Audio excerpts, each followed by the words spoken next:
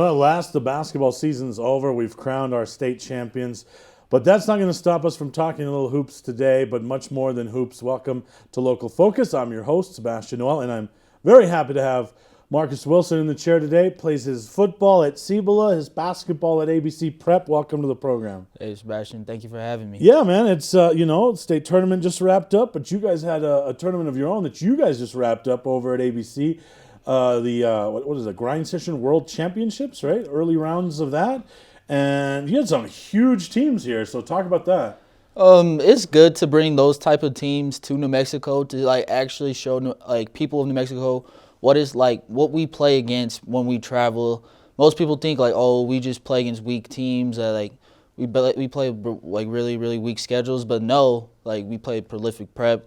This is a really really grudge match game, but you talk about them first. I mean, they're top of the mountain, right? When it comes to number 5 team in the country, right. Their point guard Aiden Holloway is going to Auburn, 5-star. Trey Green, 5-star, and then their power forward, I forgot his name, Tyron. He's barely 16, 6'6", athletic, he's a freshman. He's gonna be one of those guys that's gonna be playing on TV one day. I think probably, yeah, you're right. But probably the people that checked you out this last weekend, probably the thing that jumps, like you said, what jumps out at you the most is, one, the level of competition, right? But two, guys that go to that for the first time, their first impression's got to be, oh, shit, all the other team has 7-footers. There's a 7-footer. There's a 7-footer. There's a guy 6'8". There's a guy 6'9". So you guys are playing that kind of size, that kind of speed, right? Yeah, so it makes you really, really adjust. When I have playing against a 7-footer, instead of going all the way to the basket, you got to learn how to make your pull-ups, use your floaters, and you have to play the game of basketball at a really high level. If not, you're just gonna look like a fool out there and not knowing what you're doing. Now, kudos to you guys because, and we kind of talked about this a little bit with Dylan too when we had him on the program. But even though you guys are going against 7-footers, the three of you guys, especially the three of you guys in the backcourt, right? You, Dylan, and Judy, you're holding your own. Our guards can play with anybody, right? It's just that we don't have any 7-footers walking around Albuquerque, right? That's the big difference. But you got, and you kind of talked about it, how it is going against those guys. But I'm really impressed with the way you guys are able to hold your own on the floor with guys much bigger. Well, with us is that we play to our advantages. We're short guards, so we have to play fast. Dylan's probably one of our tallest players, so he gets some leadway there, but we have to play fast. When we play small, that's when we have more success because we outrun the teams with bigs and we get our open shots, our open threes we're hitting, and we play more together as a team. When we see the 7-footers, we make them come out and we have to make them play defense. So, that's how we have been successful. So tell me about, obviously you've gotten a lot out of this ABC experience. You've gotten to play some great competition. You've gotten great looks, obviously. But how hard was it to make that decision originally? And I have a specific question. Was it ever on the table that you and Amari would play together at Cibola? Did you guys ever think about that? And what went into that whole decision? Actually, me and Amari were talking about it a lot. We were going to play. And our whole thing is we're going to bring a state championship to Cibola. That was our goal. Sadly, things didn't play out how it was. Mari moved to Atlanta. He's doing good out there. I'm proud of what he's doing. And when I just decided, I was just I want to challenge myself. I want to get outside my comfort zone and go play with Brandon and see what I can do against top players in the country.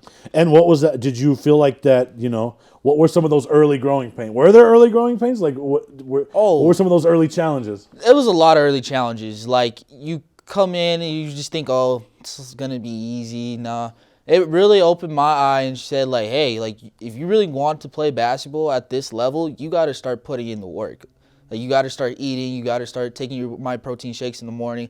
I had to tell myself that and mentally get prepared before games. And if I didn't do that, that means I really didn't care. But then, I flipped a switch and I said, hey, I need to do this, to be successful in life. And so what's some of that, you kind of talked about it, but what are some of those things you do away from the facility to kind of get you to that elite level? Well, I start going to the gym 4 to 6.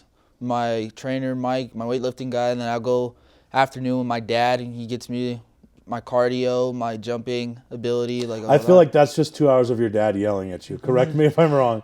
No, well, Me and my dad, it's tough love. Like, Right? he wants the best for me. So he's probably just running you ragged at the gym. I can only imagine. We have our days where Right. we don't like, we want to Yeah, like yeah, we get know what at you're each saying. other. But obviously, he's got the best in mind. But he's got. When I picture that session in the afternoon, and I know your dad, so I can say this. I just picture him yelling at you for 2 hours, and you just doing your thing. Is that kind of what it's like? Yeah, sometimes it's like that. It's like if he sees me being lazy, he's gonna tell me like, "Hey, step it up." Like, I'm not gonna waste my time over here where I can be over here with my other little brothers. Yeah, because you got some talented little brother. We'll talk about those guys later. And what else? I mean, and then shots. How many shots do you think you get up in a day? A day, I put up 1,000 shots a day. Okay. That's like a must need for me to put up 1,000 shots for me to feel comfortable. Okay. Now, and do you do the little machine that tells you the percentage, or you just anywhere, anytime, whatever? Sometimes I'll use the shooting gun, and then sometimes I'll just do catch and shoot regular. All right. And then, So, like, what does that number on the shooting gun have to be for you to go home satisfied, happy? And what is it when you're, like, in the car cussing at yourself? Like, what's that number? if I'm not above 58%, like Okay. So that's like for me. But like anything lower, that means like. Because you're pretty efficient for a guard, right? Like, there's some guards in the city that they need 30 shots to get their 30 points, but it'll feel like you get yours without having to put up 30 shots. My dad preaches accuracy to me. Like, you gotta. He doesn't like. He tells me people don't like volume shooters, so like you have to really be consistent on your shots. You got to be smart. Every shot counts. So like if you take 10 shots and get 20 points, that looks better. Plus, you're doing everything else, rebounding and scoring. Is that something else that's really necessary in the grind session? Because really, if you're playing on a good team, you're not going to get 30 shots. You look at the guys that get 30 shots are playing on shit teams. Let's be honest, right? Yeah. So it's probably very necessary in the grind session on your team and on Prolific Prep and any of those teams. You're playing with 4 other dudes. You've got to make an impact, but you're not going to get 30 shots. Well, you have to impact the game in different ways. Like you can impact by rebounding, doing the dirty work, blocking shots, taking charges, and all of that. Like, you got to impact the game certain hours. It's not just about scoring. That's what people like think, oh, you got to score 30 to get this. No. If you score 10 points, but you have 8 rebounds, 5 assists, 4 steals, like, that looks better number. Like, your numbers is filling up the stat sheet. Right. And that's important. That makes you stand out more. What's the lowest you've ever had on the gun where you're like, okay, now I'm going to keep going? Like, what's that number where you're like, oh, I'm going to do 500 more, or I'm going to do 100 more, I'm going to do 200 more? It was actually when I was shot 42%. Okay. I was like, that's like horrible. Like, Right. That's unacceptable. So you put up how many more? I put up like 250 more. Balance it out Yeah, a little. All right, we're going to take our first commercial break. I do want to talk a lot to get to with Marcus today. We're going to squeeze a lot into the program. But you almost had sports taken away from you, so I want to get to that. And we got to talk some football too later. So we'll be right back with Marcus Wilson.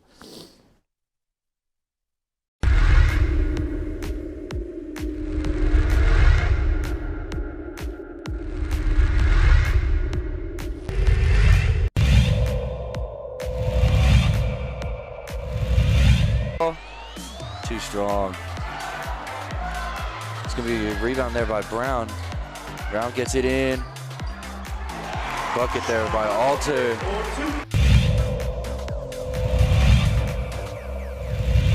Crossover for Jackson.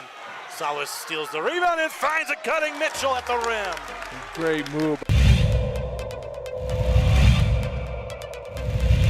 It's almost even in the foul territory, and the Cueva looking to take advantage. Said Yates draws the foul, and one opportunity is Said gives the muscles down.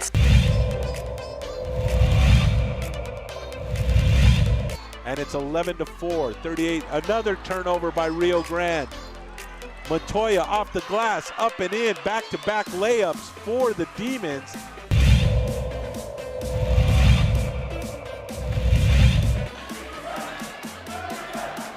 Was stolen away again by Valdez. Valdez going to bring it out. Valdez has to have around 3 or 4 steals. 3 by Mays. Bingo! That one rattles in for Alyssa Mays, and the All-District Player of the Year has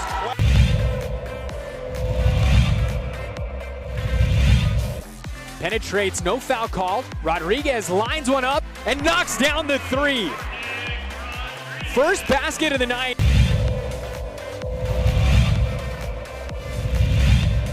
Back it out.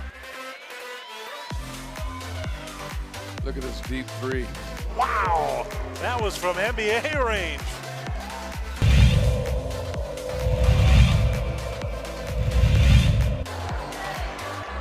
What a steal. Sebastian 2-on-1, gets up, gets it in.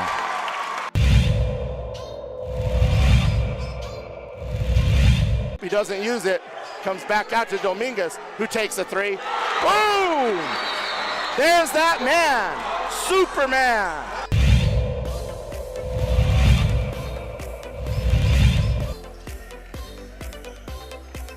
Turns, shoots off. Oh, he made that. Wow. That was crazy. That was a crazy shot.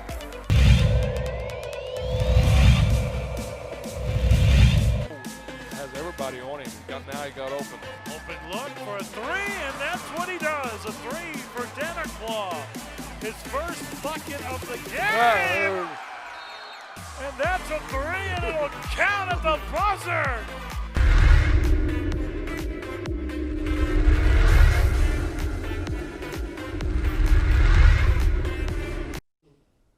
All right, we're back with Marcus Wilson. We were talking about some of what he does to get to that elite level. We're talking some ABC prep hoops. But then I think what maybe a lot of our audience doesn't know is all that almost went away in a very life-altering experience, right?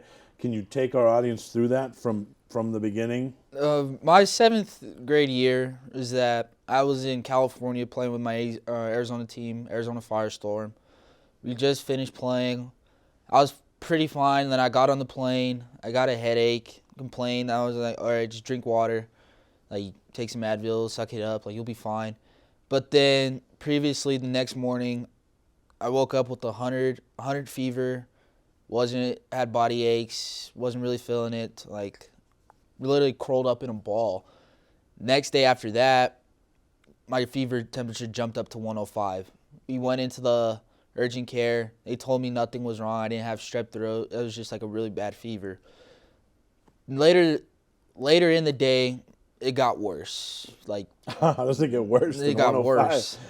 Like, my eye got really, really swollen. Like, we thought something like now that something's really, really serious. So I went into press. I got a CT scan on my head, like everything. And then they found a dark spot on my left side of my brain. And that's when we found out that I had something pricing up and I got a brain infection. So, brain infection, like that sounds really bad. So what caused it was that it was strep A and something else. I don't remember it. And it's 1 in a billion. Like, it's really rare to see, like, have, and luckily, it hit me. Oh, we're talking life or death here, right? It really was a life or death situation. So what happens next? You get this diagnosis, then. After that, I don't remember what happened after I got put into like a room. I pretty much fell asleep. I went in a coma. I woke up at UNMH. Luckily, the great staff there. I woke up in the ICU, and I was just like, "What's happening?" Like, I'm tied down. I have IVs going through me. Doctors coming in and out, and it was just like what really happened. Like, really woke me up. So, what does a near-death experience do to a kid? It makes you appreciate the little things in life. Taking time with your family, like, that stuff is important, and making you appreciate sports, because some kids don't get the opportunities to play, and it makes you realize. Did you think at any point when you were there and recovering, when you woke back up, did you think what was the original prognosis at that point? Did they say whether you'd be able to play sports again? Did you think you would be able to play sports again?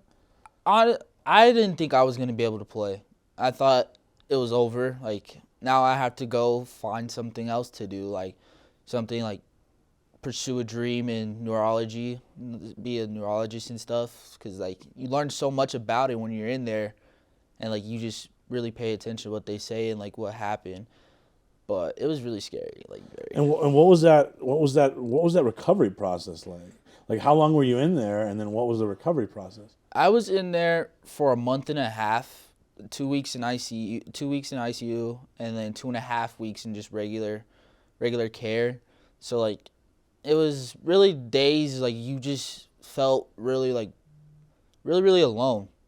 Like you can't leave your room. Like my dad was there, luckily. Like me, my dad, my mom were there.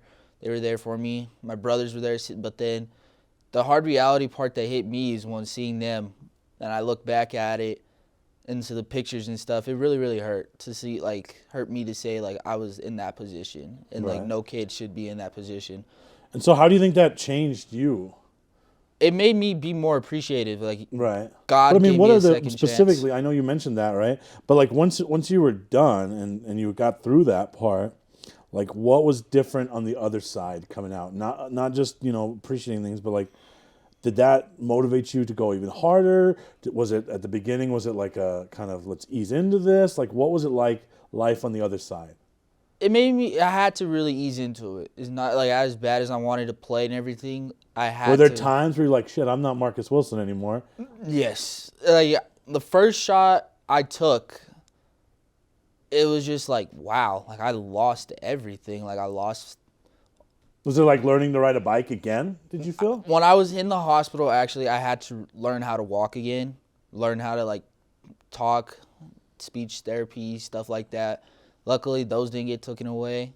So it was just. How quick did basketball come back? I mean, that's pretty remarkable to see where you're at now. I mean, if you're having to relearn how to walk, how what did the basketball return to normalcy look like? It was rough. Got to days where I just wanted to quit because it was I'm not going to be the same person again. But luckily, I just said Dad, we got to do this. This is something I need. I want. It got taken away from me. I gotta get back what I lost. Now, and you talked about your dad. I mean, your dad is known for being notoriously tough on you, right? And so, how did that change your dad and your other coaches around you? Because it was obviously not the same Marcus Wilson pre-surgery, right? Than it was post. How did it change them at the beginning? Did they realize, okay, this is kind of relearning, redeveloping? What was that dynamic like? He took it slow. He understood, hey, you might not be the same person. You might come back. You might be worse. You just gotta be real with. I have to be real with you. If I don't be real with you, then I'm hurting you. So he just basically told me it takes time. You can't rush this. It was literally life or death, and you cannot rush this. Take your time. What about the fear in was there ever that, oh man, am I going to be all right? That kind of fear. And how long did it take for you to just, well, I guess I shouldn't ask that question. My question was going to be, how long did it take for you to not think about it? But you probably still think about it. I hardly think about it now. I had half my skull removed, and maybe that seems like an excessive, a lot. Yeah. You had half your skull removed? So the left side of my head, I have a titanium cranial plaster in my head that had 4 pins, 4 screws that are put in, and that's my made up skull. So you don't big 7-footers coming in for the block? Do you think about it then, or you just have gotten to the point where you're just out there playing? I'm just playing. Even when I had half of it removed, doctor said you cannot play. Half your skull is removed. You can't. Still in the gym, right. Playing pickup 2-on-3, being hard-headed until my dad walked in and told me, really, are you dumb? You got to really be smarter than what you are.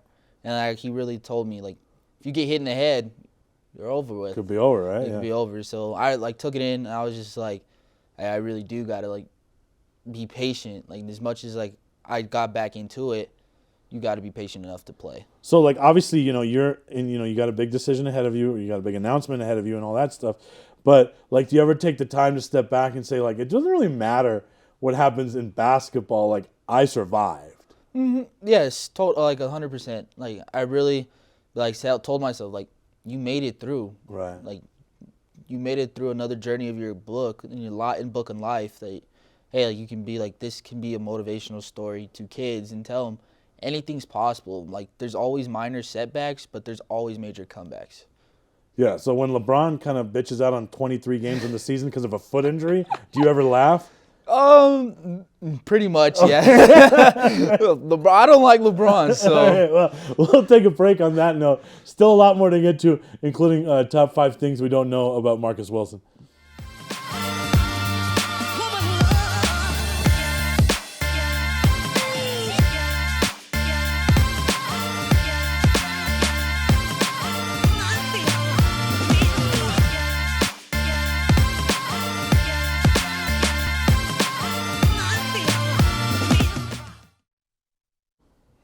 All right, we're back with Marcus Wilson. We just, I'm glad you shared that story with us. So let's turn to a lighter side and do a top 5 list. Top 5 things we don't know about Marcus Wilson. Start us off with number 5.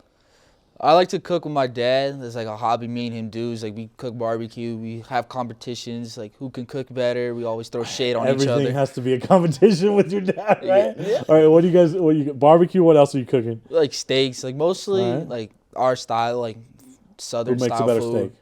Oh, me, of course. Okay, so now Southern style food. Now you're talking my kind of language. Like, what are we talking like? Like we do like barbecue. We do pork shoulders. Like we do like the real serious barbecue. All right. So like, all right, have a guy over, man. Yeah, like, I got you. All right, I'll let you know. All right, what I okay. do. All right. Number 4.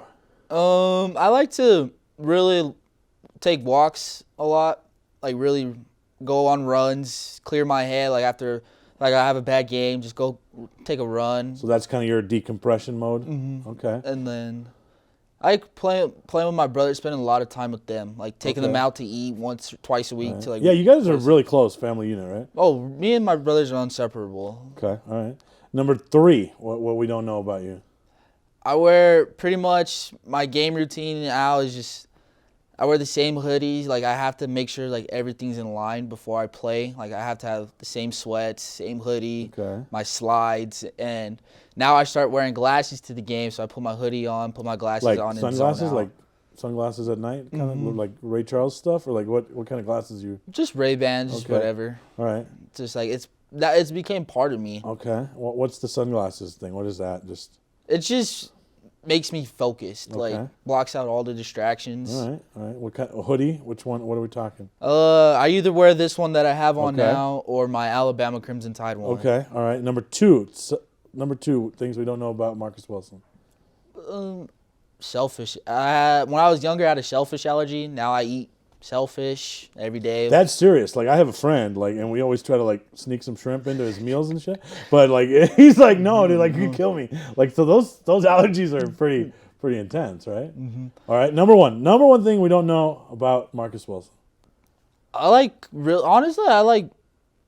go to church a lot. Like people might think like, oh, you're so busy like this. Like I like praying the rosary and getting close with God. All right, so you're a pretty spiritual guy. Did that intensify after what you went through? Was it always like that, or did that really? It picked up a lot. Like I started going. You got all that time to yourself, right? Like, there's only one guy to talk to, and sometimes he's up there, right? He's always there, and then I have a picture of my grandpa that passed away too, so I keep him in my bag. That's also one thing. Like I keep a picture of him in my bag, and then I have a writing from my grandma that she wrote that said, "Stay strong no matter what." And I keep that and I look at it every day. Okay. All right, let's get back into hoops a little bit. Decision coming up pretty soon here, right? But and you'll announce that on your own time. But what's the short list looking like, and how does that what goes into your decision? The decision is like where I wanted the most. Like where can I see myself being more successful in life and have an opportunity. And what does that mean? Like is that okay? What's the best for me long term, or where can I play right away, or where do I fit in on the floor? Like what are your thoughts? It's for the long term. Like basketball, like there's so many amounts of time you have playing basketball. So like you gotta pick a place where they have good degrees and good scholarships in. So like you gotta think outside of the game of basketball and think about the actual picture of life. So what's on the short list right now? Can you give us a couple on the short list? I'm gonna keep all right. I'm gonna keep everything close to the vest. Yeah, all close right. to the bus. All my family. That. But what does that process look like? I mean, obviously your dad's helping you with that. Coach Mason's probably helping with that a lot. But what does that process look like for you? My mom actually's been really honest. She's telling me like, hey, this coach called. Like you got to reach out. Like if you don't reach out, you're losing out on an opportunity. So at first I was like, yeah, okay, like whatever. Like they'll call me, but then she was like, no, yeah, it didn't work. Mom runs the house, bro. Yeah, don't ever think like that. So she was like, you got to get on it. So I was like, okay. I started setting out my film. I get call after call after call, and like last night I got a call. So. All right, you got a call, huh? Yeah, I got a call. I have a feeling you're not going to tell us much more than that. No, I didn't think so. Call. All right. I respect that. All right. Here's another one. You're probably not going to give me an answer on this one either, but I'm going to try. Are we going to see Marcus Wilson on the football field next year? I might go back. I might play. I might, but what my dad's telling me is that go play the sport where you have your offers at. Like football, last year it was fun. Like I got to play with kids I grew up with, and it was really a blast. Like too bad like our season came up short, not the way we wanted it. But now it's just like I have to focus on basketball. So maybe football I might play. The injury factor obviously is the highest in football, right? Like the crazy thing is kids also get hurt in football, right? I got more hurt in basketball than I did football. Like broke my hand playing basketball, broke my ankle, and in football I get like dang near killed. So I'm like, yeah. So that's still up in the air, kind of, right? Mm-hmm. What does the rest of this? What does the rest of this year look like over at ABC? I mean, obviously you just had the big tournament in town. So what does the rest of the year look like from an ABC standpoint? I think I'll play a couple in-town tournaments with them. Okay. But mostly I will be with my Arizona team, Arizona Unity, on the EYBL circuit. Right. So I'll be playing there. So what and that's something you've done for quite a while, right? Is playing in Arizona? Oh yes, pretty much since the 6th grade I've been out there. So it's basically like a second home to me. All right. And when should we expect that announcement? I hear it's coming up pretty soon, right? I'm thinking at the end of the month. So everyone, the state championships got cleared out. So. All right. Okay. For last thing, how cool is it? The guys you're all playing with now, right? Like Dylan, Judah, all those guys. Like they're all going to go play basketball somewhere at a different part, right? How cool is it to see guys that you grow up with, that you guys make each other better, but you're all seeing kind of your basketball dreams come true? It's great. Like we see, me and Judah, Dylan all played on a team when we were younger called New Mexico Heat. In my opinion, best team in New Mexico, like hands down. Like that team we had was very, very special. Now growing up playing with each other in high school, it's like our dreams have come true. And it's just like all the hard work, all the days that we fought, like here it is now. Like Judah got his opportunity, gets his opportunity to play college ball. Dylan gets to play his opportunity. And then some of the guys like Dalen Warrior, like he's getting his opportunity to go play college ball, and it's like happy to see that. Yeah. I mean, there's a lot more guys on that team, absolutely. Well, Marcus, thank you so much for coming in, man. It is pretty. I'm glad we were able to put the remarkable story right in the middle of a lot of hoops talk and football talk, right? Because that story of life in the middle is probably the most remarkable story out of all of them. Yeah, and I appreciate you for sharing. Thank you, sir. So thanks for coming in, and thank you for watching, everybody, and good night.